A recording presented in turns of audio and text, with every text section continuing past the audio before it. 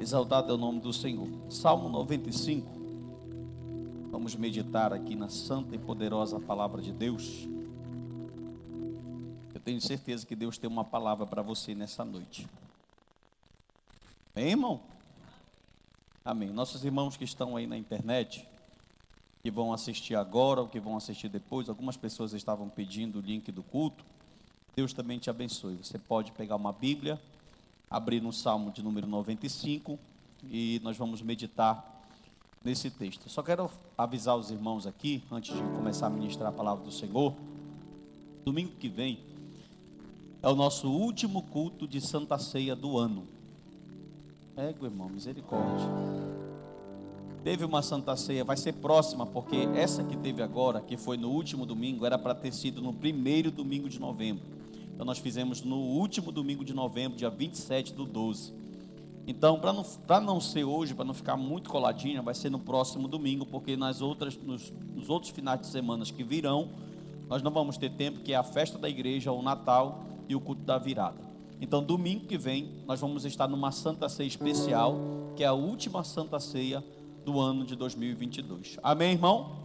E é para você ficar feliz, porque até aqui o Senhor tem nos ajudado, para que possamos participar dessa ceia poderosa. Salmo de número 95, são 11 versos, nós vamos falar aqui nessa noite. Quero que você abra a sua Bíblia, analise os textos bíblicos comigo. Quem tem poder é a palavra, não é o pregador. E que Deus possa falar com a sua igreja de uma maneira especial. Amém? Então vamos lá. Se você tem celular aí, por favor, coloque no modo silencioso, aí na vibração, ou se você quiser desligar, você pode ficar à vontade. Você conhece os protocolos da casa e vamos ouvir a voz de Deus. Queridos, esse salmo aqui, a epígrafe dele, a epígrafe é o título que está em cima do salmo. E aí na sua Bíblia está escrito convite a louvar a Deus. Aqui na minha Bíblia está escrito assim, convite a louvar a Deus. Na sua Bíblia pode ser que esteja de uma forma diferente. Olha aqui para mim, por favor, todos. Quando eu pedir para você olhar na Bíblia, você olha na Bíblia. Para mim. Queridos, essa epígrafe e esse título, ele é os únicos títulos que são inspirados na Bíblia Sagrada, são os títulos dos Salmos. Por exemplo, você vê em cima de João, capítulo de número 13, Jesus lavando os pés dos discípulos. Aquilo foi colocado lá, aquilo não tem no texto original. Aquilo é um auxílio que o autor que traduziu a Bíblia para o português, ou a edição da Bíblia, já está te dando para dar uma interpretação para ti. É bom, pastor? Em alguns casos é muito bom, porque é um auxílio, mas em outros casos é falho. Me mostra um caso falho, te mostro. Um caso falho é o caso da parábola do filho pródigo. A parábola tem o nome, a parábola do filho pródigo, mas está errado esse título. Por quê? Porque o problema não é só do filho que saiu, o problema também é do filho que ficou. Então o correto seria a parábola dos 2 filhos insensatos. Então dessa vez o autor perdeu. Os títulos que estão em cima das outras Bíblias, eles não são inspirados, mas os salmos, todos esses títulos que estão aqui, são títulos inspirados. E esse salmo aqui é um salmo especial. Dos 150 salmos que nós temos na Bíblia, 73 desses salmos foram compostos pelo rei Davi. Nós temos outros salmistas também. Os filhos de Asaf fizeram salmos. Os filhos de Corá ou de Coré também foram autores de salmos. Salomão também tem alguns salmos. Moisés tem um salmo na Bíblia, que é o salmo de número 90. Emã também tem salmos e por aí vai. Só que a maioria, a autoria é da autoria de Davi, do rei Davi. O livro dos Salmos, quando você pega a Bíblia hebraica para estudar esses 150 salmos, eles são divididos em 5 categorias. Então, o livro que tem na nossa Bíblia são 150 salmos. Salmo também não tem versículo e não tem capítulo. Você fala Mateus, capítulo de número 10, versículo de número 2. Mas você não fala Salmo, capítulo de número 10, versículo de número 2. Pergunte por quê. Porque salmos são cânticos. Salmos são melodias que eram cantadas em cultos para que o nome do Senhor fosse glorificado e para que a nação de Israel fosse também catequizada, ensinada acerca dos atributos e acerca da pessoa de Deus. Por que 5 livros? Nos 5 livros nós temos 5 divisões de 5 livros nos Salmos. Por quê? Porque alguns estudiosos vão dizer que são a seção dos Salmos. Tem salmo de peregrinação, tem salmo de louvor, tem salmo de gratidão, tem salmo de ações de graça e por aí vai. Alguns salmos na história, no decorrer da história, se destacaram. Salmo de número 23, salmo de número 40, esperei com paciência no Senhor. Quem nunca leu esse salmo? Quando o crente está na prova, na luta, ele lê o salmo 40, né? Esperei com paciência, e quando está mais na prova, ele pula para o 70. Apressa-te, ó Deus, em me abençoar, que eu quero que... O salmo de número 91 ganhou muito destaque. E algumas pessoas até fizeram dos salmos amuletos. Já ouvi crentes falando assim: vamos orar o salmo 91 7 vezes para que Deus possa agir. E fizeram alguns amuletos do salmo. Por que 5 livros, pastor? Porque Moisés escreveu 5 livros: Gênesis, Êxodo, Levítico, Número e Deuteronômio. Como Moisés escreveu 5 livros, o autor que formatou os salmos na Bíblia hebraica também dividiu os salmos em 5 livros, para que o nome do Senhor fosse glorificado através desses salmos. E o que significa a palavra salmo? Olhe para mim. A palavra salmo é uma palavra hebraica que significa, traduzida para o português, a palavra é terrilim, e ela significa hinos cantados por instrumentos de cordas. Paulo, escrevendo em Colossenses, capítulo de número 3, versículo de número 16, ele vai dar 3 estilos de música. Ele vai dizer assim, ó: instruí-vos, ou cantai-vos a Deus. Ele vai dizer assim: habite em vós a palavra de Cristo, e instruí-vos e aconselhai-vos com hinos, cânticos, com salmos, hinos e cânticos espirituais. Por quê? Porque você vai observar que tem estilos diferentes. Escute só. Algumas igrejas nos Estados Unidos, alguns pastores, eles não permitem que uma bateria participe do culto. Para ele, mais é uma orquestra, um teclado no mínimo. Alguns pastores vão mais além, e eles dizem que a guitarra não pode tocar no culto, porque a guitarra, ela nasceu, se você for pesquisar a história da música, onde nasceu a guitarra ela nasceu num rock muito pesado, em condições muito ruins. Então eles não permitem que esses instrumentos participem do culto. Mas nesse texto que está bem aqui na tela, que você está vendo, Paulo está falando de estilos. Por quê? Porque hino é uma coisa, cântico é uma coisa. Ele fala de 3 estilos. Ele fala assim, ó: vocês vão louvar a Deus com salmos. O que significa salmo? Música tocada por instrumento de corda. Vocês vão louvar a Deus com hino. A palavra hino significa doxologia. Significa isso, pastor? A palavra doxa significa glória. Logo, um hino seria uma música de glorificação a Deus. Preste atenção aqui para mim, para você entender. Uma música de glorificação a Deus. Até o final do século XIX, nenhum hino entrou no hinário da igreja que não falasse para Deus. Por quê? Porque um hino, ele é uma música que glorifica a Deus. E preste atenção que quando ele fala de cântico, olhe para mim aqui, irmão, ele está falando, ele fala cântico espiritual. Por que ele não disse só cântico? Porque um cântico pode ser uma música secular e pode ser uma música também espiritual. Então ele está definindo que esse cântico deve ser um cântico espiritual. Muito bem. O salmista, quando ele entra no salmo de número 95, ele vai falar algo muito interessante. E é importante falar sobre adoração aqui nessa noite, como eu quero falar, porque esse tem sido um dos principais problemas da igreja atual. Como assim, pastor? Porque eles confundem adoração com música e com louvor. Chega um menino aí desse empolgado, aqui não, porque o negócio é estreito, né, irmão? Mas chega um menino desse empolgado, coloca uma calça, sabe dar um ré, sabe fazer uma melodia, aí pega um violão, uma guitarra ou até mesmo um teclado, levita. Ah, tá. Só porque tu quer. Cheiroso. Há uma diferença de levita e há uma diferença de músico. Escute, sabe qual é a primeira qualidade de um levita na Bíblia? Eles conhecem as escrituras todas. Viu? Eles conheciam todas as escrituras. Chega com um menino desse que toca em banda e pergunta: quem foi o profeta Ageu? Ele vai te perguntar: quem é esse homem, irmão? Eu nunca vi esse camarada na minha frente. Então a gente observa que a igreja está confundindo adoração com música e louvor. Olha o que diz o verso 1. Leia comigo aqui, por favor, todo mundo, irmão. Vamos no 3. 1, 2, 3. Venham, cantemos ao Senhor com júbilo, celebremos o rochedo da nossa salvação. Irmão, deixa eu te explicar isso aqui. Aqui nós temos 3 expressões. Qual, pastor? Repita comigo, diga: júbilo, rochedo e salvação. Como assim, pastor? Essa palavra, ó, a palavra júbilo aqui é a palavra hebraica ruar. Sabe o que significa isso? Um alarme, gritar. Ele não está falando baixo. Ele está dizendo assim: venham e cantemos com júbilo. Essa palavra ruá, que é a palavra júbilo no português, ela significa alguém que está gritando de alegria. É alguém que está imensamente feliz, alegre. E ele vai explicar por quê, ó. Celebremos o rochedo. Que rochedo? Ele está fazendo uma alusão a Êxodo capítulo 17, quando eles chegaram em Massa e Meribá, viu? E eles foram beber água e não tinha água, e Deus mandou Moisés tocar naquela rocha, para que saísse rocha, boa, né? Para que saísse água daquela rocha. E a última palavra é a palavra salvação. A palavra salvação aqui é a palavra hebraica Iesá. Olha o que significa isso: liberdade, prosperidade, segurança.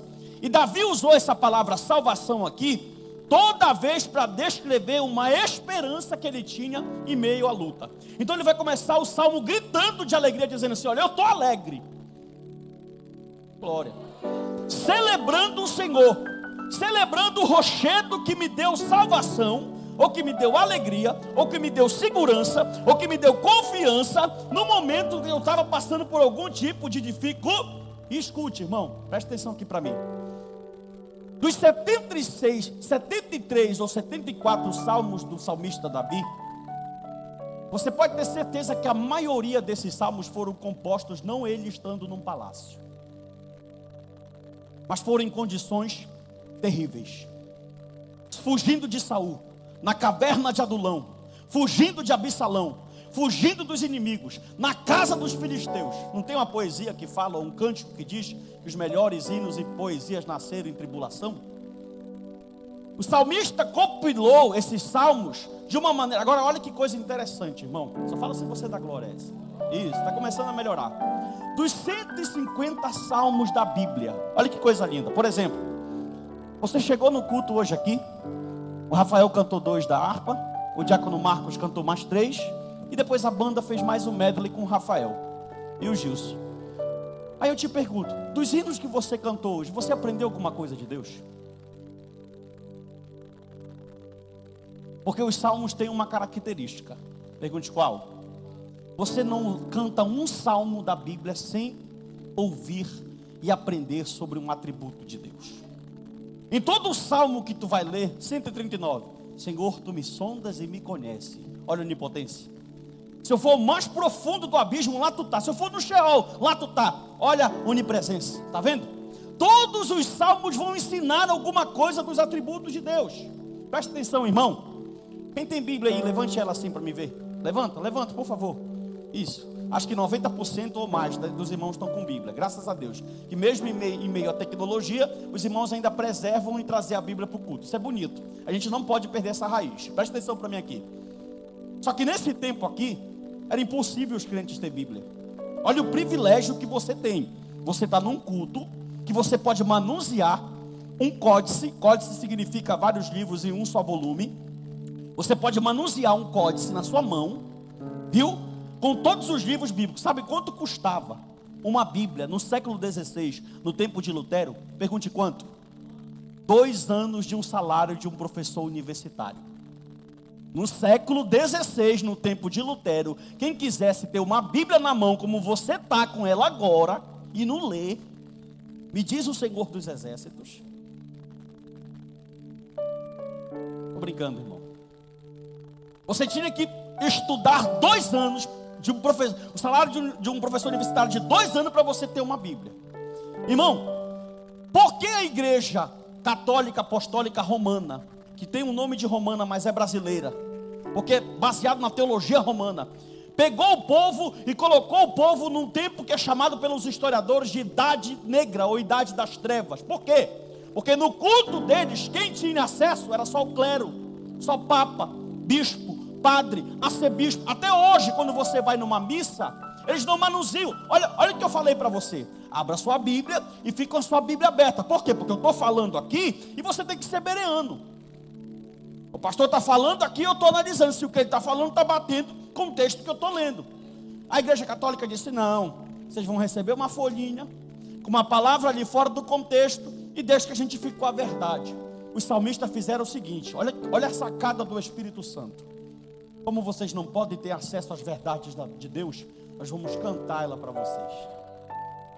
Aleluia. Não, melhor, irmão, glória, pelo amor de Deus. Amanhã tem jogo do Brasil, você vai gastar sua garganta mais no jogo do que no culto hoje. Versículo de número 2 e 3, vamos lá. Se você observar, olhe para mim, irmão. Saiamos ao seu encontro. O salmista saiu, missionário Arlindo, gritando de alegria, porque o Senhor é o rochedo dele que deu salvação em tempos difíceis. Aí ele fala: saiamos ao seu encontro com ações de graça e vitoriemo-lo com o quê?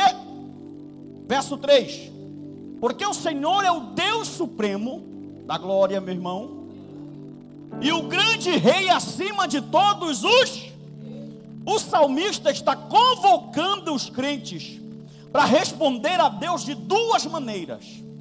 Com alegria, ele convoca os crentes e diz: eu convoco vocês para responder a Ele como Criador de todas as coisas e como o Rei de todas as coisas. Mas pastor, por que eles estão louvando com júbilo e com alegria? Porque ele está dizendo aqui, ó, o meu júbilo de alegria é porque Ele é o Deus supremo e o grande Rei acima de todos os. Olha o contexto, olha que coisa linda. A última palavra do verso 3, deuses, sabe como ela é? Elohim no hebraico. E essa palavra Elohim, quando ela é traduzida como deuses. Aqui essa palavra deuses em português, no hebraico, é a palavra Elohim. Por quê? Porque o salmista está fazendo uma referência a todos os deuses do Oriente Médio. Quando ele fala que Ele é o Deus supremo, grande rei acima de todos os deuses, sabe o que ele está dizendo? Ele é maior que o Deus dos Jebuseus, Ele é maior que o Deus dos Cananeus, Ele é maior que o Deus dos Heteus, Ele é maior que o Deus dos Girgazeus, Ele é maior que o Deus dos Cananitas, Ele é maior que o Deus dos Edomitas, dos Moabitas. Ele é maior do que qualquer Deus que habita qualquer circunvizinhança do Oriente Médio. Vou trazer para o nosso dia agora. Levanta a mão só para ajudar o pastor, vai. Isso. Ele é maior que Buda, Ele é maior que Maria, Ele é maior que Maomé, Ele é maior que Kardec, Ele é maior que Macumbeiro, Ele é maior que Oxalá, Ele é maior que Ubanda, que Banda, Nego Velho. Ele é maior que tudo. Agora, aleluia, irmão, é por isso que eu falo. Deus vai falar com você. Está falando para quem entende quem é Deus, para quem entende quem é o Senhor. O culto dele é diferente.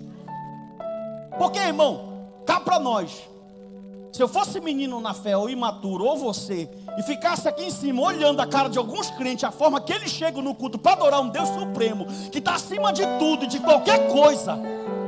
Porque da mesma forma que passa o avivamento, a tristeza também pega. Aí o cara chega no culto, você não está no culto a Baal. Aleluia. Você não está no culto a Baal. Pastor, o senhor está falando isso para me motivar. Ah, se você pudesse entrar como no verso 1, o salmista entrou dizendo: ei! Grito! Ah! Aleluia! Esse culto era um culto pentecostal. Ele entrou gritando, ele entrou jubilando, ele entrou feliz. Por quê? Porque Davi foi um homem que conviveu com outros povos, com outros deuses, com outras religiões, e entendeu. Aleluia. Escute, verso 4 e verso 5, vamos lá. Nas suas mãos estão as profundezas da terra. Oh glória. Comece a entender o salmo e glorificar. E as alturas dos montes lhe pertencem. Verso 5. Dele é o mar, pois ele o fez. Obra de suas mãos são todos os contes. Olha o que ele vai fazer. Ele vai pegar uma linguagem antropomórfica. O que significa isso, pastor? João capítulo 4, versículo 24 diz que Deus é Espírito. Se Deus é Espírito, Ele não tem corpo físico. Mas Ele vai pegar uma linguagem antropomórfica. Antropo-homem, mórfica, forma. Ele vai colocar uma forma em Deus. E Ele vai dar a mão. A palavra mão aqui no hebraico é iadar. Que significa, uma mão aberta significa que é aquele que tem todo o poder. Davi está dizendo: Ele é o maior que os deuses cananeus. Ele é o El Shaddai. Aleluia. O salmo aqui nesse versículo 4 e 5, nos versos 4 e 5, estão me ensinando que o Deus da Bíblia é onipotente. Aleluia. Davi começa dizendo: olha, eu me alegro porque ele é o rochedo que me deu água aonde não tinha água, e nele eu tenho salvação, mesmo nos tempos de crises mais difíceis da minha vida. Aleluia. Presta atenção nisso aqui. Significado de adoração. Põe o verso 6, eu tenho 3 verbos aqui no verso 6. Leia comigo, por favor. Venham, adoremos e prostremos, ajoelhemos diante do Senhor que nos criou. Olha esse ensinamento aqui, irmão. Aqui eu tenho 3 verbos. Repita comigo, diga: adoremos, prostremos-nos, ajoelhemos. Escute, atente para mim. Adoremos, hebraico sabar, curvar-se, cair prostrado. Prostremos-nos, hebraico carar, dobrar o joelho, abaixar, se humilhar. Ajoelhemos, hebraico barar, ajoelhar-se, bem dizer. Os 3 verbos que ele usa, ele diz: esse Deus é tão grande que a única coisa que eu tenho que fazer. Você já observou você? Olhe para mim, irmão. Quando você chega na igreja, a primeira coisa que você faz: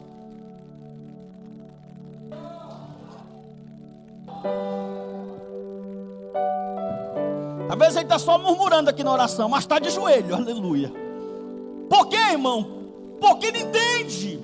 O salmista está entendendo que o Deus é tão grande, aleluia, que não tem outro. Olha o que Paulo vai escrever no Novo Testamento: todo joelho se dobrará. Aleluia. Como assim, pastor Narciso? Tem mais de 1 bilhão de muçulmanos no planeta Terra. Todos eles vão ter que se dobrar diante do Deus de Israel. Você consegue entender isso, irmão? Agora presta atenção. Esse teu adorar, se prostrar e ajoelhar, ele é feito como? Adoração bíblica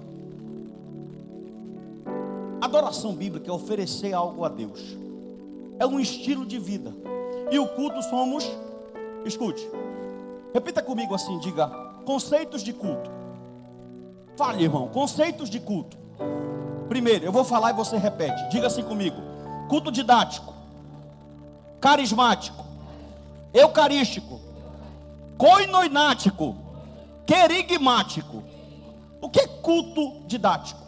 Culto que batistas e presbiterianos fazem. É um culto onde a centralidade da reunião de 2 horas é a pregação da palavra. É um culto didático pedagógico. O que é um culto carismático? A palavra carisma significa dom. É um culto onde há evidência dos dons espirituais, ou de ministério, ou de serviço. O que é um culto eucarístico? A palavra eucaristia é o que nós vamos fazer domingo que vem. É um culto de Santa Ceia. Toda missa católica apostólica romana, ela é uma eucaristia, porque em toda missa eles servem Santa Ceia. E o que é um culto koinonático? A palavra koinonia, Atos 2:32, significa comunhão. É um culto da comunhão. E o culto querigmático? A palavra querigma significa proclamação. É o culto de evangelizar. Só que nenhuma dessas definições ganha Romanos 12:1. Eu te dei 5 definições de culto. Agora olha o que Paulo fala o que é culto. Se tu não der glória nessa, está pegando. Portanto, irmãos, pelas misericórdias de Deus, peço que ofereça.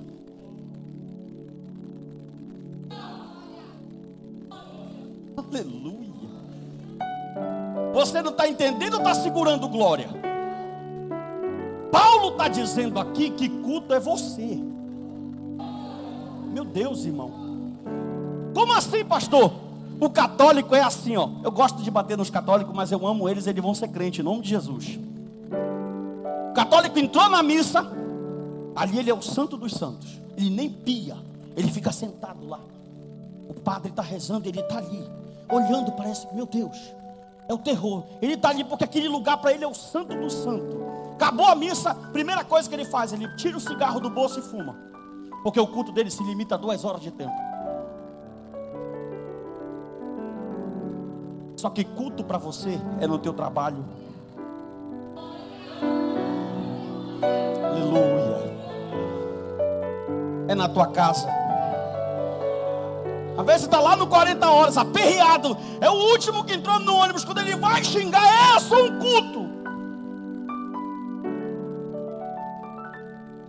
Aleluia!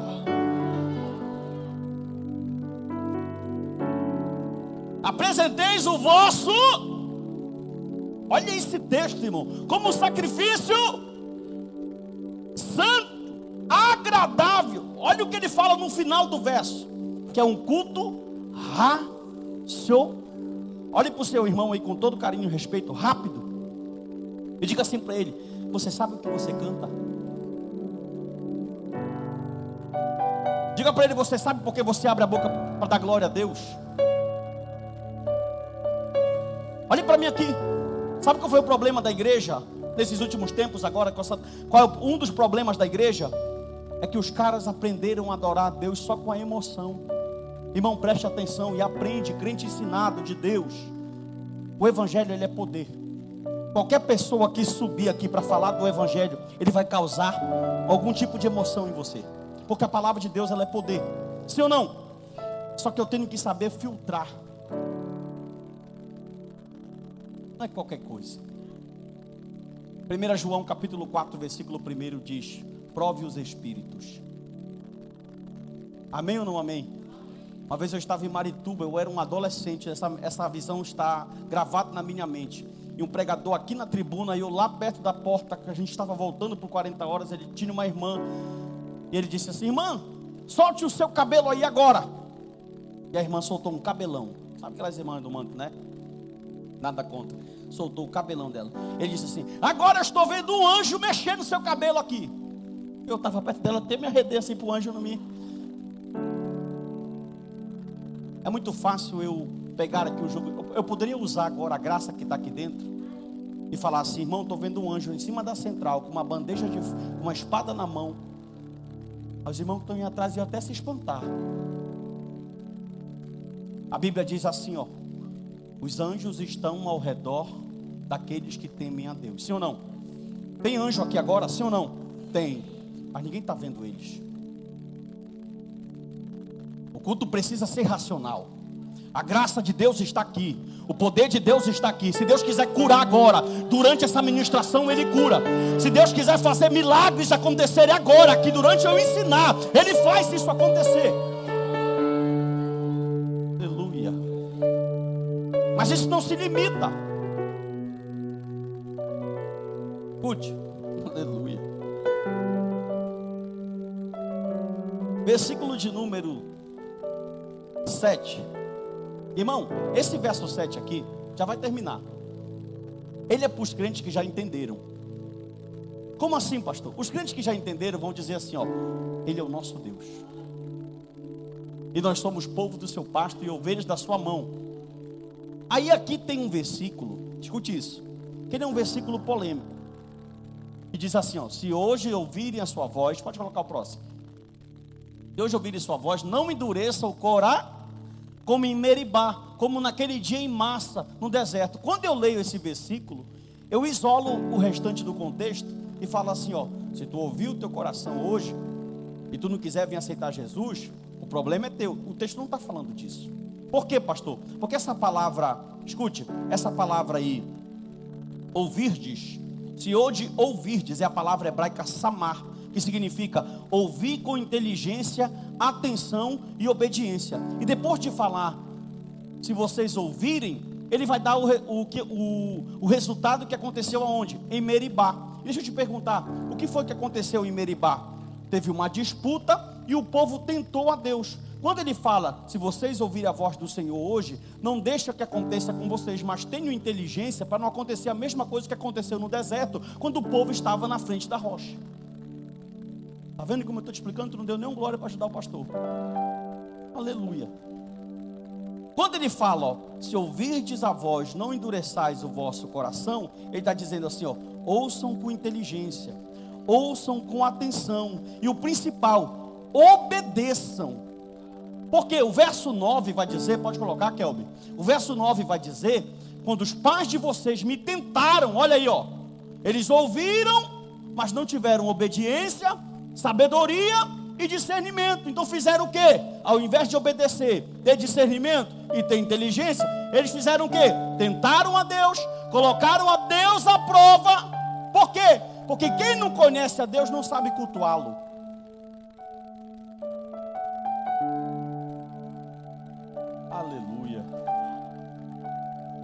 Escute isso aqui, irmão. Olha o que diz o final do verso 9. Eles me tentaram, me pondo-me a... Fala igreja, pondo-me a...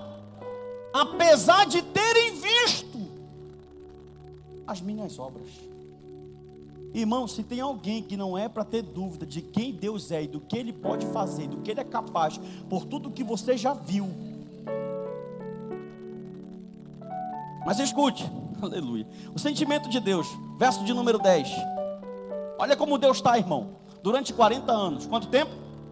Estive irritado com essa geração. E disse: este é um povo que gosta de se desviar. Por que eles se desviam? Está aí o texto falando. Fica com raiva do texto, não fica de mim. Eles se desviam porque não conhecem.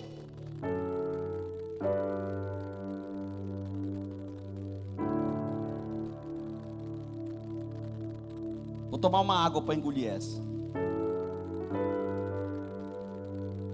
Quer uma profecia? Sim ou não? Fala, meu irmão, sim ou não? Lá vai, assim diz o Senhor. Durante 40 anos estive irritado. Levanta a mão para receber a profecia com essa geração. E diz: esse povo é um povo que gosta de se desviar. Eles não conhecem. Eu quero é ver, meu irmão, alguém que está pautado nas Escrituras se desviar do caminho do Senhor. Não se desvia. Não se desvia, irmão. Vem vento, vem tempestade, vem escorpião, vem açoite, vem comunismo, vem problema, vem dificuldade, mas ele permanece de pé. Escute, segure e olhe para mim. Não digo mais. Ele permanece jubilando. Aleluia. Oh glória. Está todo na prova, está todo quebrado, mas ele está lhe dando glória. Está cheio de problema financeiro, mas ele está lhe dando glória.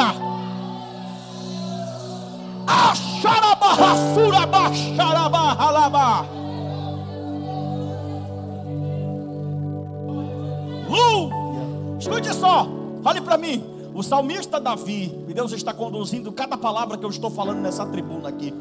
Quando ele é um homem de guerra, e ele está fazendo as suas poesias, porque ele era um poeta, de repente ele faz mais um salmo. Pergunte qual? Ele olha para as grandes montanhas, porque no Oriente tem muita montanha, a geografia do lugar é um lugar de montanha. Ele olha para aquelas montanhas e diz assim: eleva os meus olhos para os montes. Aleluia. Por que ele falou isso? Olhe para cá. As cidades no mundo antigo tinham uma característica. Para elas serem cidades fortalezas, elas eram feitas diante de montanhas para serem protegidas. Então as montanhas eram uma fortaleza da cidade. Jericó, uma grande montanha, fortaleza que ninguém era capaz de entrar. E o povo entrou lá só dando glória. Tu não deu glória porque tu não quis nessa. Quando Davi olhou para o monte, ele diz: a minha confiança está em alguém maior que o monte. Ele pega o monte na mão, ele pega o mar na mão. Ele é Deus supremo, ele é Senhor, ele é soberano. Aleluia. Meu Deus, escute isso aqui. Durante 40 anos, Deus irritado. Irmão, como é que você acha? Você está com pressa para ir embora? Então olhe para cá. Como é que você acha que Deus está com essa geração? Quer ver uma coisa? Eu estava conversando com um empresário ontem. Ontem eu fui a Barcarena ministrar numa festa. Eu estava conversando com um empresário aqui em Ananideu, antes de ir para lá de manhã. E eu disse para ele assim: meu irmão, deixa eu te falar uma coisa. Humanamente, como cidadão, nós temos que fazer a nossa parte. Ir para frente dos quartéis, lutar pelos nossos filhos. Essa é a nossa parte terrena de cidadão, sim ou não? Mas espiritualmente, porque eu sou pastor, irmão, eu não olho o mundo como sociólogo ou como psicólogo. Eu olho o mundo com as lentes da Bíblia. Você entende isso? Eu não faço um crivo sociologicamente, psicologicamente. Não, eu olho com um olhar espiritual, mesmo sabendo que eu estou aqui. E eu disse para ele assim: tem lógica. Como é que Deus vai abençoar uma nação, o Brasil, que não honra Ele? Quer comer picanha, mas tu não adora a Deus. O povo aprendeu a ser infiel. Em todos, acabou glória, irmão. Agora você estava dando glória. O povo aprendeu a ser infiel, a desonrar a Deus. O povo não adora a Deus na sua família, fora da sua família, nada. Aí eu pergunto, como é que o povo quer viver o melhor, ter o melhor? Ei, escute, quer que eu vá mais além? Anis, o povo aqui tem o sangue de Moisés. Esse povo aqui é o povo escolhido, a dedo, da promessa. E Deus falou assim, eu estou irado com vocês. Meu Deus, irmão. Aí tem crente que acha que isso aqui é brincadeira. Tem crente que acha que Deus não tem poder de mexer na economia do mundo. Tem gente que acha que Deus não é capaz de criar ou de permitir um vírus que já matou mais de 2 milhões de pessoas, o coronavírus. Tem gente que acha que Deus não é capaz de mexer na economia do planeta Terra em todos os continentes. Tem gente que acha que Deus não é capaz de mandar fazer guerra na Rússia. O que é isso, pastor? É um Deus soberano, com controle na mão.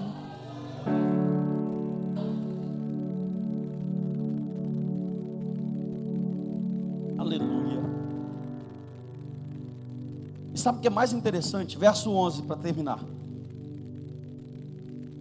Por isso jurei, olha como termina o salmo. Por isso, jurei na minha ira, eles não entrarão, se tu não te converter. Vou falar de novo para que haja temor no arraial.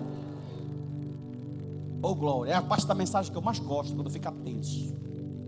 Se tu não te converter, se tu não largar as tuas velhas práticas, se tu não deixar o teu pecado de estimação, tu pode fazer campanha, tu pode dar dízimo, tu pode pular fogueira, tu pode ir na terapia do amor. Abaixai. Tu tem duas opções. Primeira, viver da forma que tu vives e ver aonde vai dar, porque eu sei onde vai dar. Ou se render aos pés do Senhor e viver uma vida de obediência a todos os estatutos e escute, e viver obediência a um Deus que tu não vê, é só para quem tem fé. Meu Deus, que é muita loucura isso. Tu nunca viu o teu Deus, mas tu obedece a Ele, mesmo sem ver Ele. Por quê? Porque o Espírito Santo convence dentro de ti que existe um Deus.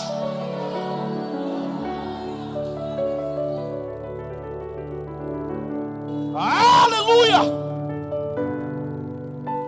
Ele convence dentro de ti que existe um Deus. Aleluia! Você não tem motivo para estar triste, porque o Senhor não está na minha pele. Eu não aguento a tua prova, mas tu não aguenta a minha também. Nós temos motivo para estar felizes. Aleluia! Nós temos motivo para estar jubilando. Nós temos motivo para estar alegre. Nós temos motivo para estar cantando. Nós temos motivo para entrar aqui e sair daqui com a garganta doendo e rouca de tanto dar glória a esse Deus.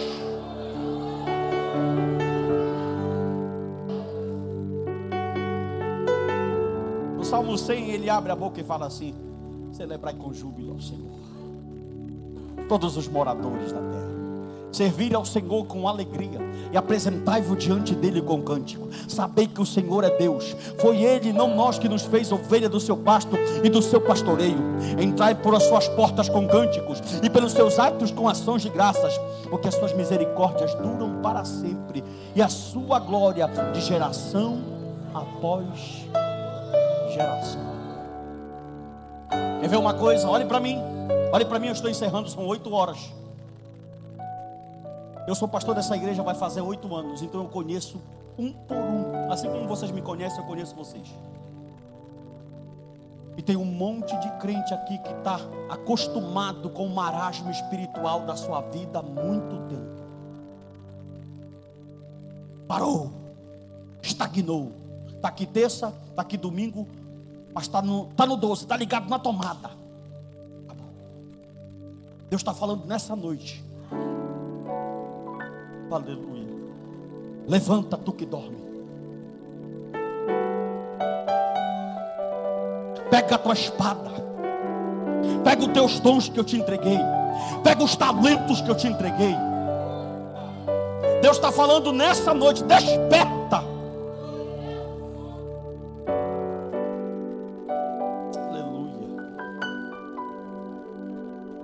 terminei.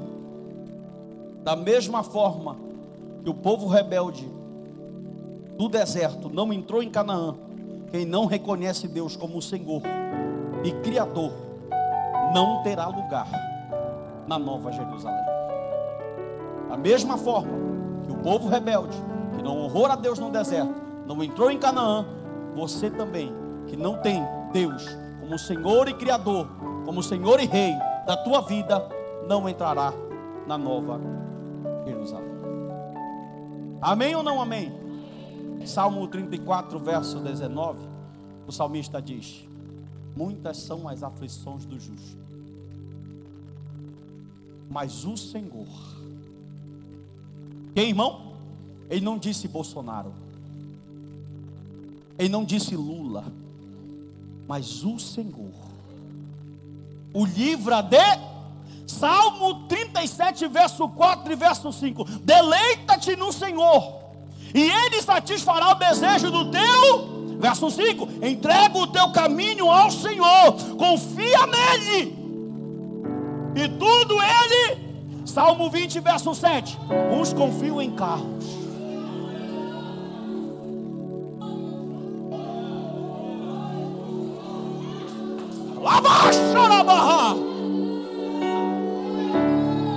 uns confiam em faculdade, uns confiam em trabalho, uns confiam em empresa, uns confiam em político.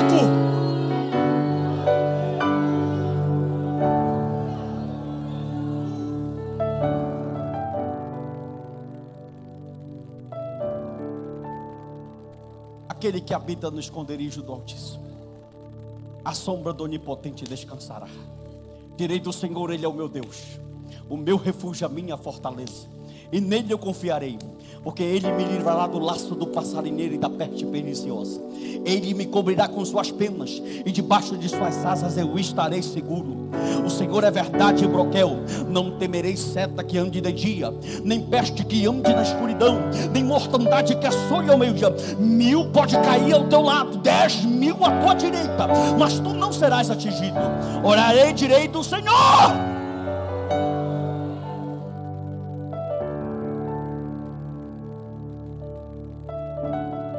Aleluia. Levante a sua mão. Há um lugar de descanso em ti,